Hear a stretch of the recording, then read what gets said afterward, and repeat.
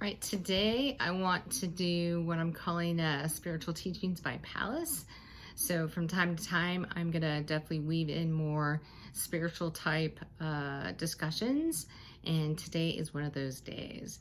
So I want to talk about the odd images, visions, or dreams that you have, and how do you tell if these are memories or if these are something else.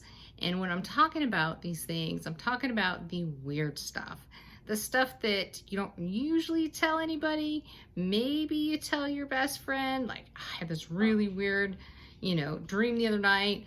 Or sometimes you may have had some sort of a vision, but you tell it to somebody as if it was a dream so they don't get weirded out by it was a vision you saw when you were consciously awake. And how do you figure out what is it and what does it mean? So the first thing that I'm going to tell you is to take a look at the oddities and figure out as far as, is it people, places, or things? If the vision that you have happens to be of people that you know in this lifetime, then chances are it is some form of, and especially if it's something tied to people that were in your past that are no longer in your current, then usually that's something tied to past events. And that is something that would be more of a dream if you're in a dream state. That would not be a memory, it would be an actual dream, but your dream is basically creating the scene based off of people that it already has reference points for. And that's kind of one of the keys. What does your brain actually have reference points for and what does it not? Okay.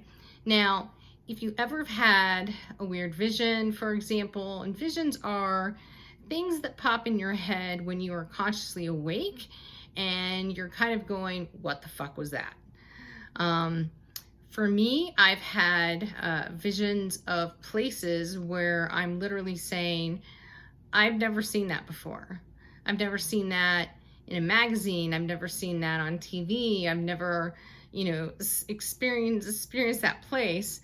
And then the next question is, how fast did it come? Now, when you do meditation, okay, a lot of times when you're in that headspace of creating, what happens is your brain is kind of struggling to work through the details.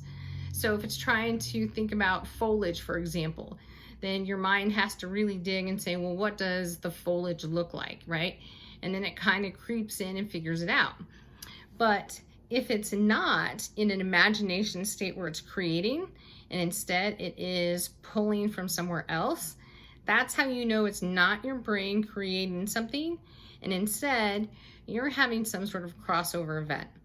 Now, that event could be one of several things, okay? The first thing that it could be is something that you saw if you were astral projecting, okay? And a lot of times you can astral project at night when you're sleeping. So there's a chance that maybe when you were asleep, you were astral projecting and you were projecting somewhere else, whether it was into another timeline, another dimension, whatever it may be, okay? You also can have times where if you have, there's people that talk about if you have parallel realities, right? Where there's other copies of us in other dimensions and we're basically, all navigating kind of the same timeline, but still taking different paths. It may be that in another place that another part of you is experiencing, and you are energetically getting that kind of crossover that comes through. So that's another thing. Otherwise, anything that's in a dream state is something that has clues. For example, you could have your spirit guides trying to convey a message, and your brain ends up taking the message and then crafting an image based upon previous reference points to try to bake out the picture for you, okay? Now, in your conscious mind, right, when you're going through your day, the other question is, how fast do they go through? If they go through really fast, okay, then you're accessing something from somewhere else. Because the brain cannot create something super fast on the fly. It cannot create a straight image that has, you know, probably 2,000 different data points within the image in a moment. Not if it has no reference point to go from, and especially if it has buildings that are of designs that you've never seen before, people that look different than people you otherwise have seen on the planet, could be, let's see, different kinds of life. You could be animals or other, you know, other type of, you know, humanoids, for example. That's another one.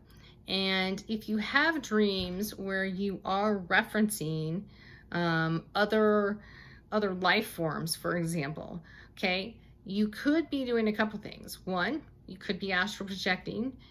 Two, you could actually be tapping into a previous lifetime of yours, okay? Or three, you might be accessing into another version of you and their actual experience of where they are. So there's a couple different things that it could be. So I know for myself, a lot of times when the images come to me, they're kind of like if somebody were to take a deck of 52 cards, right? And they were to play 52 card pickup, right? Where they take them, they just throw them up in the air and they all fall down in random order. And then you scoop them back up and then it's literally like vroom, vroom, vroom, vroom, vroom, vroom, vroom with each card. And they don't make sense, right? So the suits are all mixed up, for example. So it's not like I'm able to be like, oh, these are all of the clubs and all of the spades and these all make sense. And because it goes split second so fast, my mind is really struggling to pick up on what is the theme, what is the correlation, what am I actually staring at? So those are different kind of things that, you know, you can work through. Another question I have for you is, do you feel scared? I know in the beginning when a lot of this stuff was happening to me, I didn't know what it was. I didn't understand it. And to some degree, I was a little scared. Like, I think my brain's faulty. It's not that your brain is faulty, but your mind is energetically picking something up and it is transferring it into your brain. Your brain is therefore projecting it out like a screen. So, you know, when you have these visions, don't be scared of them. Try to see if you can remember specific things that were key to you. Try to see if there are other people that maybe you do know that are in them or not. If it is people that you know in your life, then most likely that is some sort of a dream interpretation. There's a message in there for you, okay? And so for those, that's all about trying to scrutinize what is the message. For the other things that are the random weirdness things, the best advice I have is to write down what you remember as fast as you can, and all the different pieces. And it doesn't matter. Don't try to make sense of it out of the gate. Just write it down. You know, sometimes, you know, you may have, it may be a longer vision, or you may have a short vision, you know, like I do. So different kind of things, and then try to see if there are certain patterns over time. I know that there are people who often will get glimpses of their past lives, and so they're trying to make sense of, wait, you know, how is that I'm seeing some image that's of like 300 years ago, for example, right? It seems very out of place with the current theme.